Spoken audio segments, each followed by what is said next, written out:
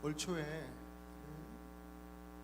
뉴스에서 지구 종말 시계 둠스데이 클락이라는 시계 관련한 뉴스 보도를 보았습니다. 24시가 자정이 지구의 종말을 이야기하는 시간인데 2023년의 시간은 23시 58분 30초라고 했습니다.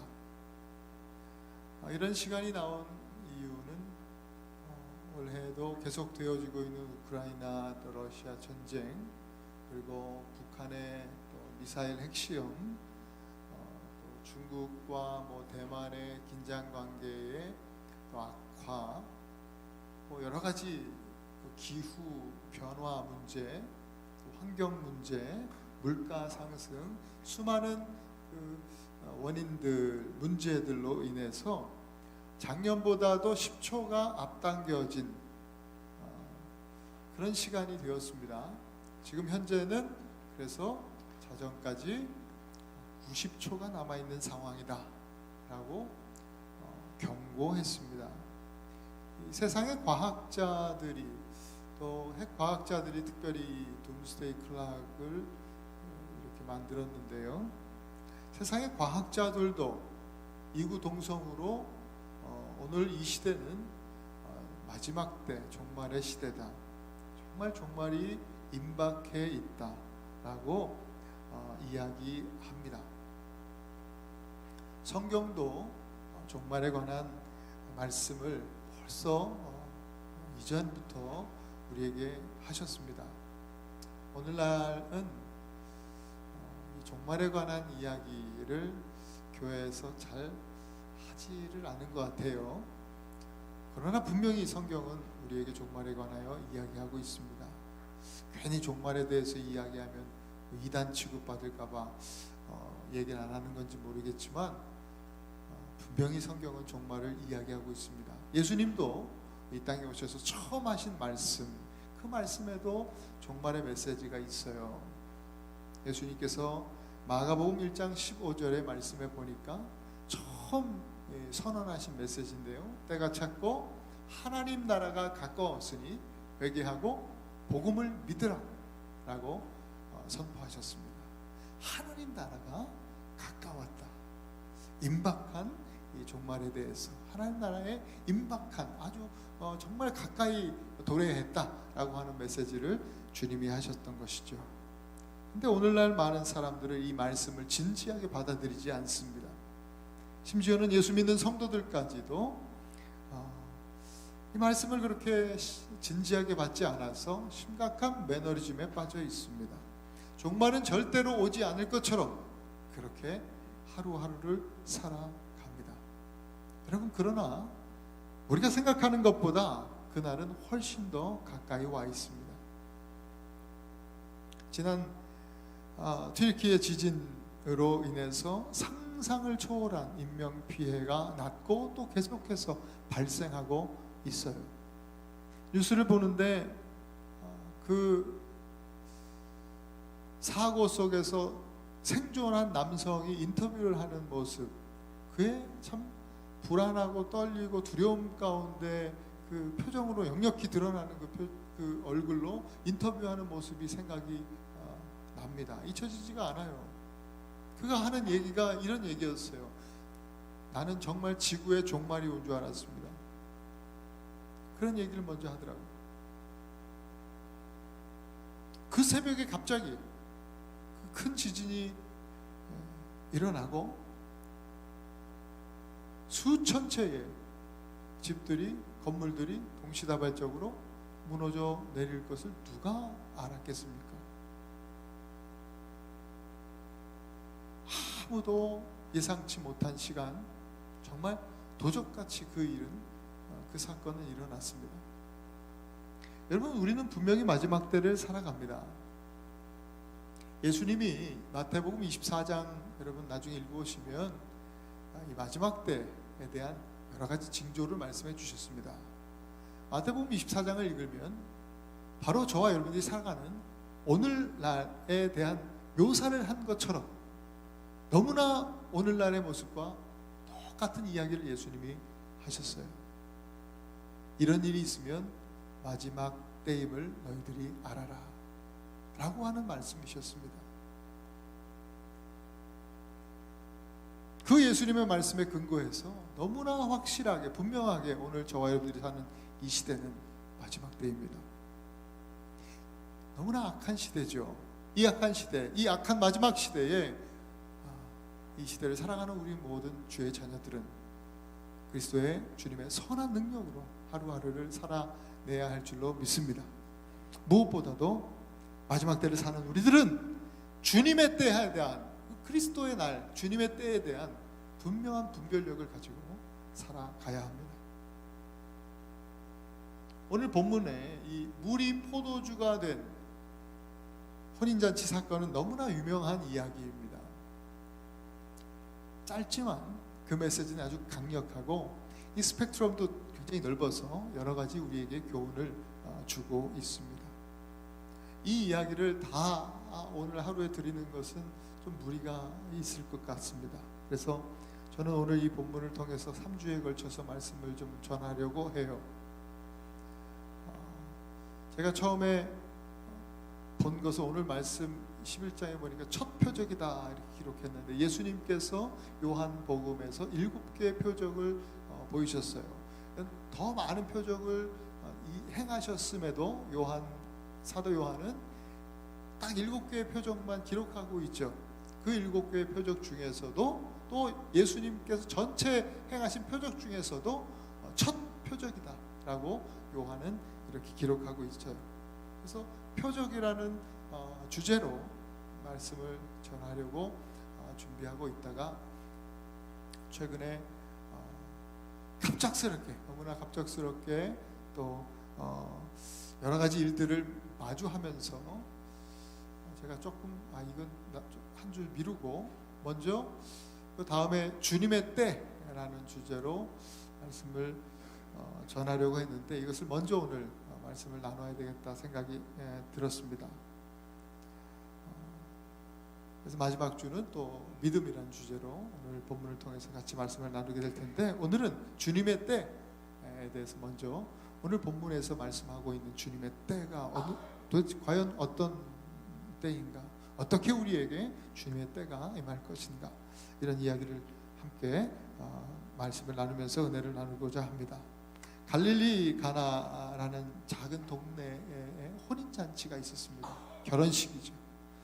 예수님과 제자들은 초대를 받고 잔치에 갔습니다. 초청을 받았어요. 그런데 1절에 보면 예수님의 어머니 마리아죠.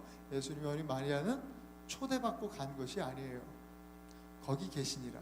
이미 먼저 거기 벌써 혼인잔치를 준비하고 계시는 거예요. 그러니까 마리아는 그 혼인잔치의 하객들 중에 하나가 아니라 혼주의 신랑의 부모와 아주 친밀한, 아주 가까운 인척 관계였다라는 것을 우리가 예상할 수 있습니다. 또 마리아가 주도적으로 하인들에게 이렇게 하라고 이렇게 지시하는 모습도 보이죠. 그런 모습을 볼 때 이 결혼 잔치, 이 파티에서 마리아가 어떤 역할을 맡고 있다는 사실도 우리는 알 수가 있습니다. 그렇기 때문에 잔치에서 포도주가 떨어진 것을 먼저 알게 되었고, 그것을 알았을 때 이 문제를 어떻게 해결해야 할지 염려하고 걱정하고 불안해했던 것, 그것을 우리가 보게 됩니다. 이 문제가 일어난 것을 마리아가 보았을 때 이 문제를 가지고 마리아는 예수님께 나갔습니다.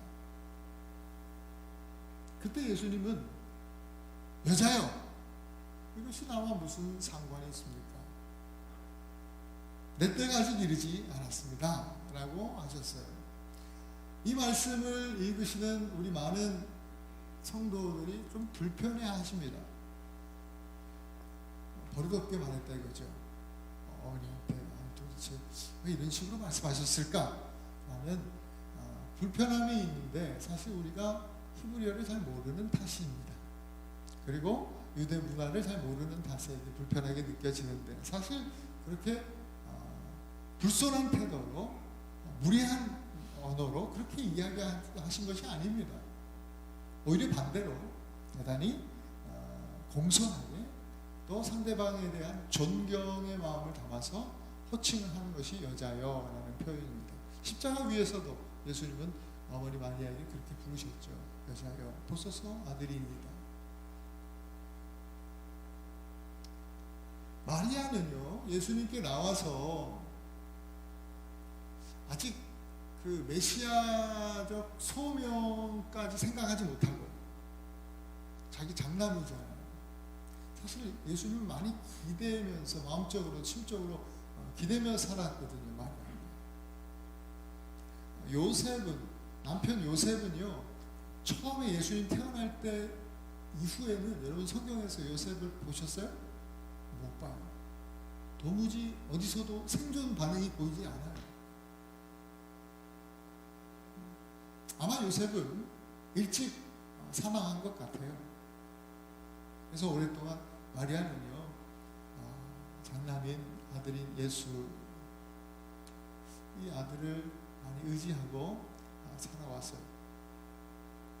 그래서 오늘 그 질문을 이렇게 묻고 문제에 대해서 얘기할 때도 어떤 예수님이 그리스도라는 것, 메시아라는 사실에 대해서 깊이 생각하고 그 소명을 인식해서 부탁을 하는 것이 아니라 인간적인 부탁을 하고 있는 것이고 예수님은 그와 다르게 이제 공적 사역을 시작하셨잖아요. 공생애를 시작하셨으니까요. 이제는 메시아적 소명과 영광을 이제 드러내셔야 하겠기에 그렇게 말씀하신 거예요.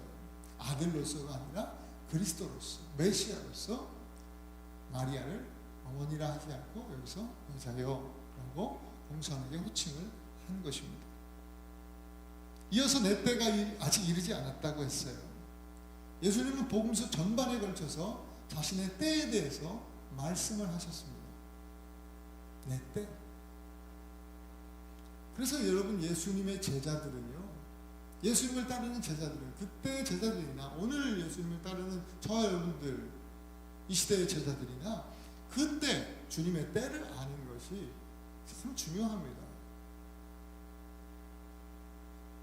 가나의 혼인잔치, 갈릴리 가나의 혼인잔치 사건은요, 우리에게 주님의 때가 어떠한 것인지, 주님의 때가 어떻게 우리에게 또 임하게 되고, 또 그때를 우리가 어떻게 준비해야 하는지에 대해서 오늘 이 상징적으로 우리에게 보여주고 있습니다. 주님의 때는 첫째로 죄를 용서하시는 구속의 때입니다. 이것을 저는 전체적으로 혼인잔치, 결혼식에 비유해서 오늘 보게 되었습니다. 구속의 때, 이건 정원이라고 제가 써놨는데, 그러니까 결혼식 전체가요, 우리 문화도 충분히 너무나 쉽게 이해할 수 있는 거예요. 지금은 좀 덜 그렇지만, 뭐 약혼을 먼저 했었잖아요. 그래서 약혼을 하고 조금 기다리다가 또 결혼식을 하는. 유대 문화도 꼭 그랬습니다. 갈릴리 지방의 결혼 문화가 그랬어요. 약혼과 결혼으로 나눠져 있었어요. 성경에 보니까 약혼은 정혼이라고 번역이 되어 있죠. 이 마리아와 요셉이 예수님을 잉태하기 전에 무슨 관계였어요? 정혼 관계, 정혼한 관계였어요. 이때는요, 같이 살거나 동침하지 않습니다. 그러나 법적으로 부부로 인정을 받았어요. 어디 가서 무슨 서류 작성할 때 미혼이 아니라 정혼을 했다 그러면 기혼으로 쓰는 거예요. 부부로 인정을 받고 가족으로 인정받아서 요셉과 마리아 또한 정혼 관계에 있었음에도 이 로마의 공포에 따라서 호적 신고하러 같이 내려간 거예요.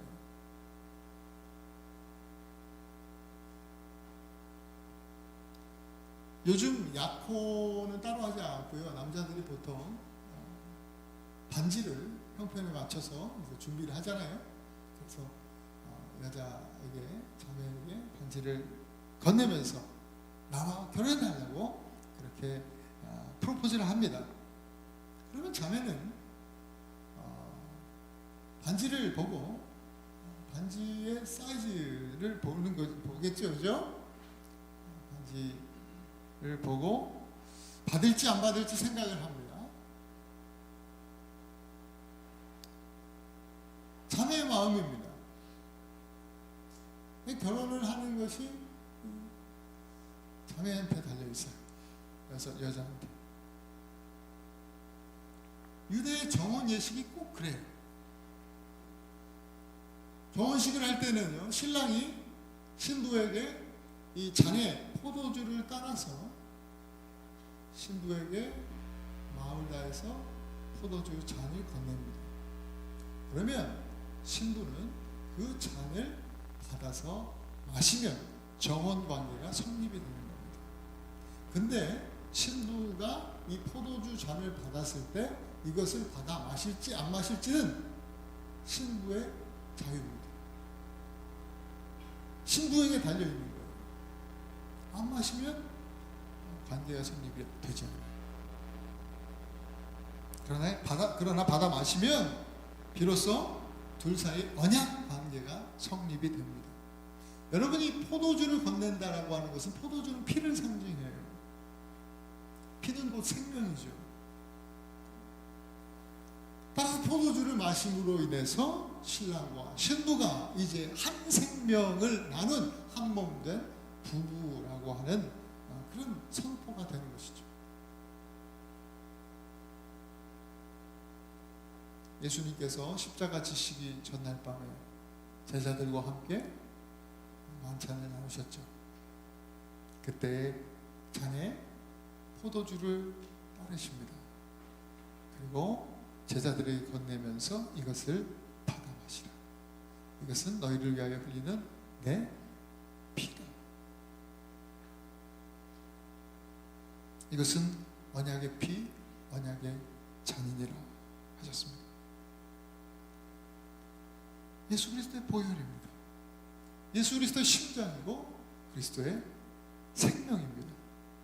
제자들은 이 잔을 받아 마셨고, 예수님은 약속하신 대로 제자들을 순결한 거룩한 신부로 맞이하시기 위해서 십자가에서 그들의 죄를, 제자들의 죄를, 온 인류의 죄를 사하시게 된 것입니다. 오늘 우리가 이 복음을, 이 십자가 복음을 믿는 것이 바로 예수님을 영접하는 것이에요. 바로 제자들처럼 예수님이 건네주시는 포도주를, 그 언약의 잔을 받아 마시는 것과 같은 거예요. 그러므로 인해서 우리가 하나님의 자녀가 되고, 또 다른 표현, 오늘 이 혼인잔치의 비유로 말씀드리면 바로 그 잔을 받아 마심으로 믿음으로 우리는 그리스도의 신부가 되는 것입니다. 이것이 예수님의 first coming, 이 초임의 목적입니다. 예수님이 처음 초림하신 이유가 바로 여기 있습니다. 죄를 사하시고 우리를 당신의 신부로 맞으시기 위해서, 또 하나님 나라의 이 하나님 나라를 시작하시는 그런 이유죠. 첫 번째 주님의 때, 구속의 때가 바로 이것입니다. 예수님 바로 이 구속의 때, 곧 정혼의 때, 정혼 기간에 우리에게 잔을 내미시는 거예요. 이것을 받아 먹을지 안 먹을지는 우리들에게 달려 있어요. 이것은 단지 포도주 한 잔의 문제가 아니에요. 생명을 얻느냐 마느냐의 문제예요. 그리스도의 신부가 되느냐 아니면 원수가 되느냐의 문제입니다. 정말 간절히 바라기는, 여러분 모두 예수님이 내미시는 이 포도주, 이 언약의 잔, 그분의 피, 그분의 생명을 믿음으로 받으시고 그리스도의 아름다운 신부가 되실 수 있기를 간절히 축원합니다. 이것이 바로 주님이 말씀하시는 첫 번째 주님의 때입니다. 그 정원의 때, 구속의 때가 지나면 이제 두 번째 필요를 채우시는 은혜의 때를 우리가 맞이하게 되는 것입니다. 이것은 준비의 때입니다. 신랑 신부가 정혼을 하면 동거와 동침은 하지 않아도 법적인 부부가 된다고 했습니다. 같이 살지 않아요. 결혼할 때까지 신랑 신부는 각각 자기의 자리에서 준비를 합니다. 완전한 결혼을 준비하는 거죠. 부부가 지금도 결혼하면 결혼하기 전에 집도 준비하고 또 예복, 예단 정말 준비할 게 많잖아요. 많은 것들을 준비합니다. 무엇보다도 결혼식을 준비한다고 또 스트레스 많이 받지만 사실 결혼식이 중요한 건 아니죠. 결혼 그 자체, 둘이 하나가 된다는 것, 아름다운 가정을 이루는 것, 더 나아가서 아름다운 나라를 세우는 것이죠. 그런 준비가 필요한 것입니다. 우리가 예수님을 믿으면 하나님의 아버지, 하나님의 자녀가 되고 또 그리스도의 신부가 되는 이 신분의 변화는요, 예수 믿으면 바로 일어납니다. 정혼을 하면 바로 법적인 효력이 나타나는 것과 마찬가지로 바로 신분의 변화가 일어나요. 그러면 신부인 우리는 이제 완전한 결혼을 준비하면서 살아야 하는 것이죠. 신랑에게 합당한 순결한 신부의 삶을 살아가면서 준비해야죠. 한눈 팔면 안 되잖아요. 오직 신랑만 바라보면서 소망하면서 이제 준비하는 시간들을 가져야 하죠. 그리고 그리스도의 신부로서 우리는 신랑 대신 그리스도에 합당한 그런 신부의 인격을 우리가 준비해야 합니다. 그것이 바로 거룩함이요, 그것이 바로 사랑이에요. 이것을 준비하는 것이 바로 신부가 해야 할 일이에요. 거룩함을 준비하고 또 충만한 사랑으로 가득한 우리의 어떤 이 그리스도에 합당한 인격을 준비하는 일이죠. 그러면 이걸 어떻게 해야 할까? 어떻게 할 수 있을까? 다시 본문으로 돌아가 보면 여러분, 혼인잔치에 큰 문제가 생겼잖아요. 문제가 뭐였죠? 포도주가 떨어졌다는 것. 잔치에 있어서 포도주는 기쁨을 상징하는 거예요. 이 제사, 제의의 그 상징은 피지만 잔치에서 포도주는 기쁨이에요. 가장 기쁨이 넘쳐야 할 이 혼인잔치에서 기쁨이 사라진 거예요. 오늘날 우리가 살아가는 세상과 같아요. 사람들은 진정한 기쁨이 사라진 것도 모르고 마치 이 오늘 본문의 혼인잔치 하객들처럼 포도주가 떨어졌는지 뭔지 관심도 없죠. 그 위기가 어떤 문제가 있는지, 기쁨이 지금 사라지고 없는데도 불구하고 여전히 웃고 떠들고 즐기며 살아갑니다. 우리 인생의 진정한 필요가 무엇인지 알지 못하고 늘 자기가 원하는 것, 이거 더 달라, 저거 더 달라, 이 음식 더 달라, 술 더 내요, 이렇게 주장하고 구하면서 살아가는 것과 같죠. 위기의식을 전혀 느끼지 못하고 있습니다. 이때 한 사람, 마리아가 이 문제를 발견하게 되잖아요. 이 혼인잔치의 가장 중요한 것, 반드시 있어야 되는 그 필요가 무엇인지 발견하게 되었잖아요. 그래서 그것을 예수님께 말했습니다. 그러나 예수님은 그냥 보이는 것뿐만 아니라 진짜 있어야 할 영적 필요에 대해서 예수님은 아시는 거예요. 그래서 이 결례를 따라 두세 통 드는 큰 항아리 6에 거기다가 물을 채우라고 말씀하셨어요. 이 결례를 따라 했는데, 결례는 율법 아래에 있는 정결예를 말합니다. 여러 가지 디테일한 순서들을 다 말씀드릴 수 없고 심플하게 단순하게 얘기하면 정결례는 손발을 씻는 것입니다. 이 혼인잔치에 참여하는 모든 하객들, 단 한 사람도 예외 없이 이 정결예를 반드시 해야 합니다.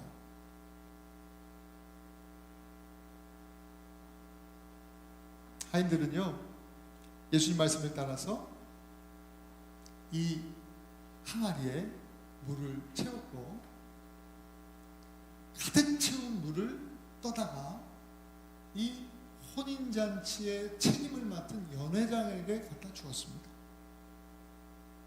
우리 성경은 물로 된 포도주라고 번역이 되어 있지만 원문에는 포도주로 변한 물이라고 되어 있습니다. 그러니까 이것이 물이라고 하는 것에 더 강조가 되어 있는 거죠. 이것을 떠서 갖다 주니까 연회장이 맛을 보고 깜짝 놀랐어요. 이전 것보다도 비교할 수 없을 정도의 정말 하이 퀄리티의 포도주였습니다. 그는 사람마다 먼저 좋은 포도주를 내고 취한 후에 낮은 것을 내거늘 그대는 지금까지 좋은 포도주를 두었도다 하면서 칭찬을 아끼지 않았습니다. 기쁨이 사라진 이 혼인잔치 가운데 다시금 그 기쁨이 회복된 것이죠. 이 혼인잔치에 가장 필요한 그 필요가 채워진 것이죠. 여러분, 예수님은요 오늘 우리 삶의 모든 필요를 아시는 분이십니다. 아실 뿐만 아니라 예수님은 여러분들의 필요를 채우실 수 있는 분이시고 또 채우시는 분이심을 믿습니다. 우리 빌립보서 4장 19절 말씀을 보십시다. 함께 읽습니다. 시작. 너희 하나님이 그리스도 예수 안에서 영광 가운데 그 풍성한 대로 너희 모든 쓸 것을 채우시리라. 모든 쓸 것, 우리가 써야 할 모든 우리가 원하는 것 다 주신다는 얘기가 아니에요. 모든 필요죠. 모든 필요, every need라고 써 있잖아요. 그렇죠? 우리의 필요를 아시고 나보다 나를 더 잘 아시는 우리 하나님께서 눈에 보이는 필요만을 채우시는 것이 아니죠. 오늘 이 본문 안에서도 마찬가지였죠. 연회장이 말한 먼저 좋은 것을 내고 이 먼저 것은요 율법을 상징하는 거예요. 율법을 상징해요. 그리고 낮은 것은 예수 그리스도의 복음으로 인한 은혜를 상징하는 것이에요. 먼저 것, 율법은요 한계가 있죠. 처음에는 사람들에게 기쁨을 주는 것 같죠. 그러나 결국 율법으로 인해서 형식이 갇히고 또 오히려 더 그 율법을 온전히 지키지 못한 불안과 두려움에 사로잡히게 되는 거예요. 기쁨이 사라지게 돼 있어요. 오히려 기쁨을 빼앗기는 거죠. 그러나 낮은 것, 곧 은혜는요 샘솟는 기쁨이에요. 샘의 특징이 뭐예요? 샘.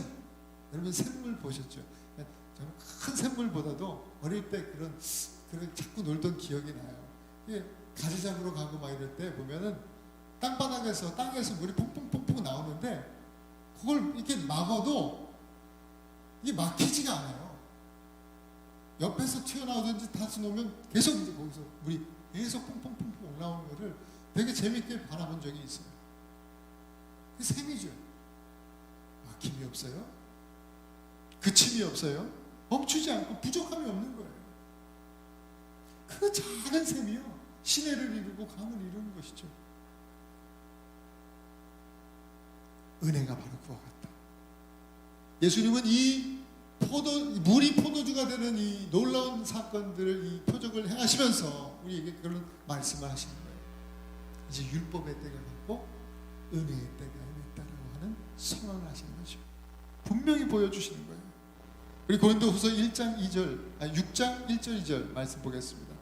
함께 한번 읽습니다. 시작. 우리가 하나님과 함께 일하는 자로서 너희를 권하노니 하나님의 은혜의 때를 헛되이 받지 말라. 이르시되 내가 은혜 베풀 때에 너에게 듣고 구원의 날에 너를 도왔다 하셨으니 보라 지금은 은혜 받을 만한 때요 보라 지금은 구원의 날이로다. 여러분 결혼한 신부는 정혼한 신부는 이제 준비하는 기간을 가진다고 했잖아요. 이 모든 준비는요 신부의 힘으로 또 신부가 가진 어떤 소유로 또 뭐 신부가 가진 지식으로 그 어떤 것으로도 불가능합니다. 그의 열심으로 되는 것이 아닙니다.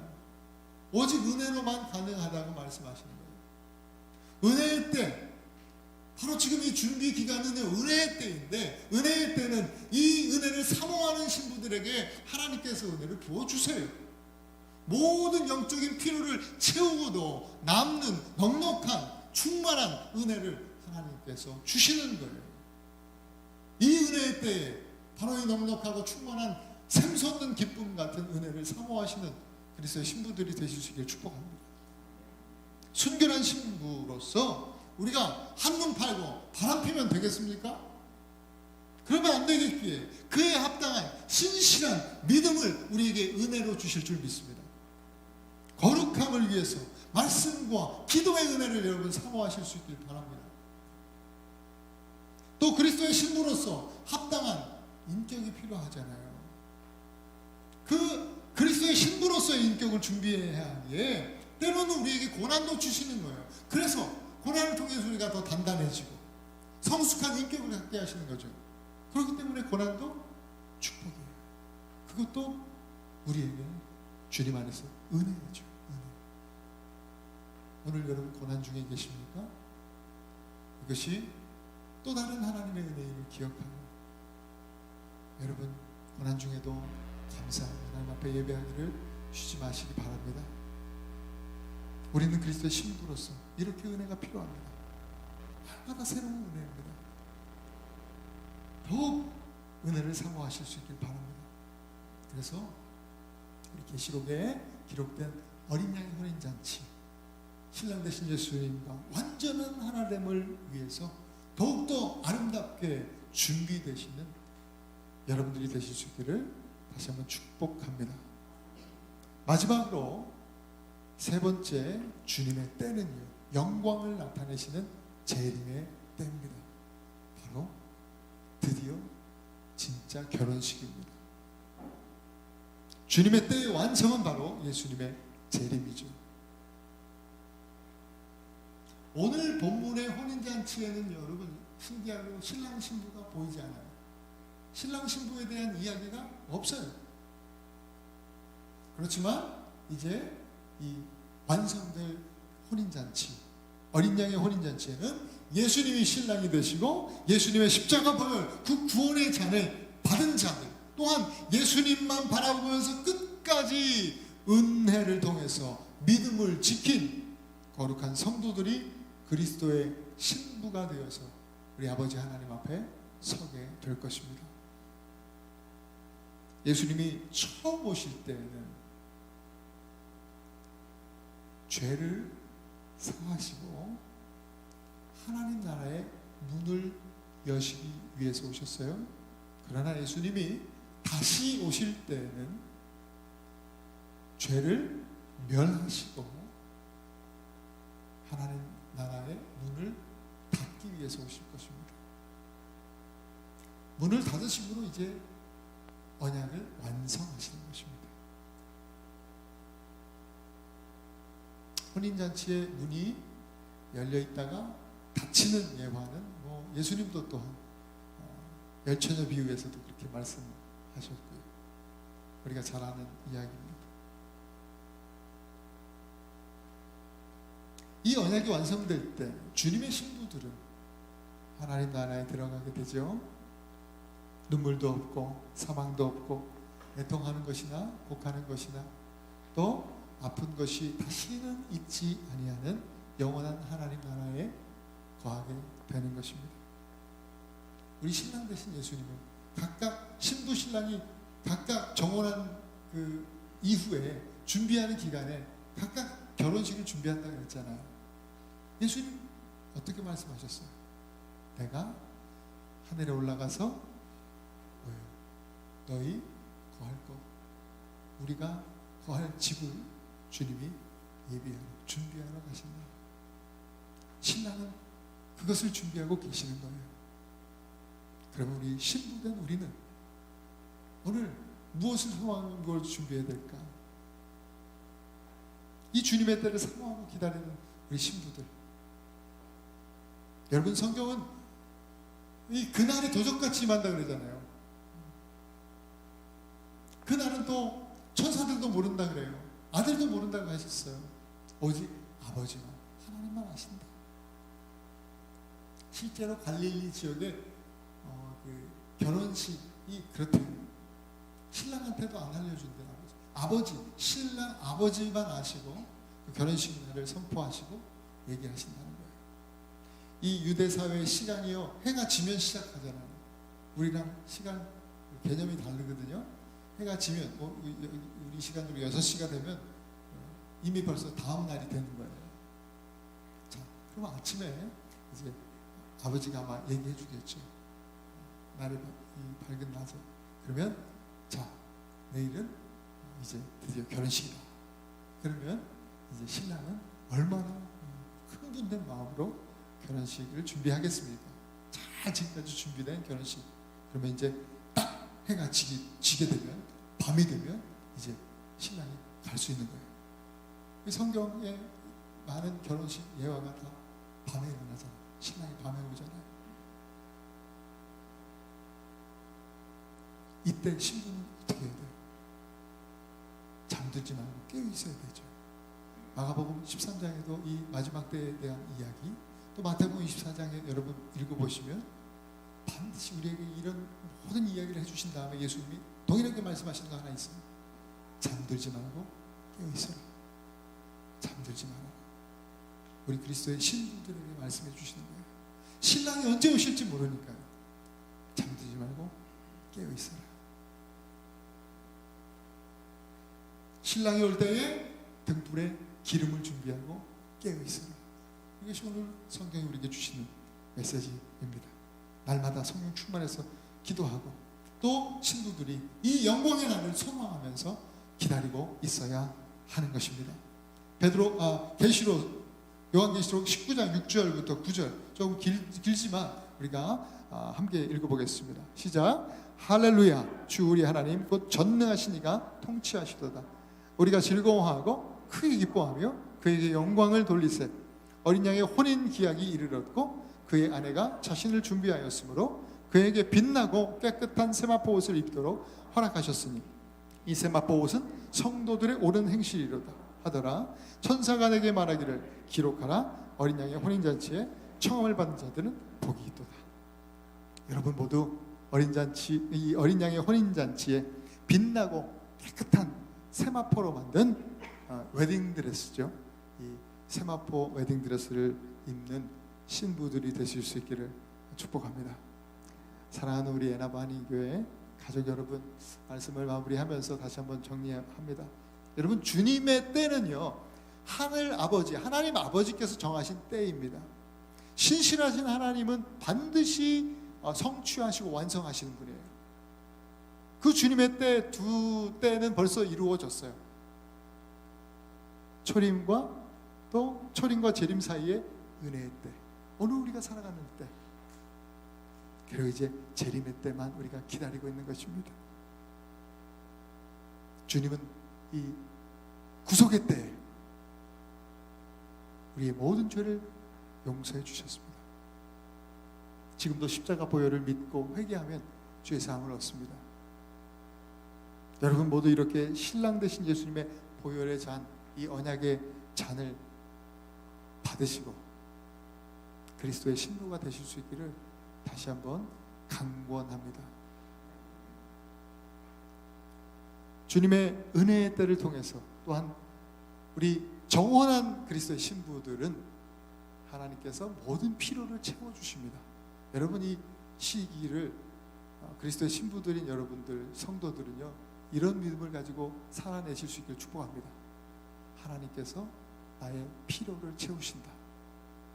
그러니까 여러분 어떤 부분에 있어서도 결핍을 느끼시지 마세요. 결핍의 이 마음은 마귀가 주는 겁니다. 하나님은 우리에게 결핍을 주시는 분이 아십니다. 하나님은 우리의 모든 필요를 채우시고 늘 충만케 하시고 풍요롭게 하시는 분이심을 믿습니다. 그리고 거룩한 또 순결한 신부로 저희들 또한 준비해야 하지 않겠습니까? 날마다 새로운 은혜로 여러분 그리스도의 신부로서의 합당한 그런 인격과 영성으로 준비해 나가실 수 있기를 또 축복합니다. 마지막으로 주님의 때 재림은 반드시 이루어집니다. 예수님 반드시 다시 오십니다. 예수님 재림을 통한 어린 양의 혼인잔치에 신부로 서기 위해서 우리는 날마다 오늘 이 시기 우리의 삶의 자리에서 주님의 영광을 바라보면서 기도와 예배로 날마다 깨어서 주님 앞에 살아 승리하실 수 있기를 다시 한번 그리스도 이름으로 축원드립니다. 우리 함께 기도하십시다.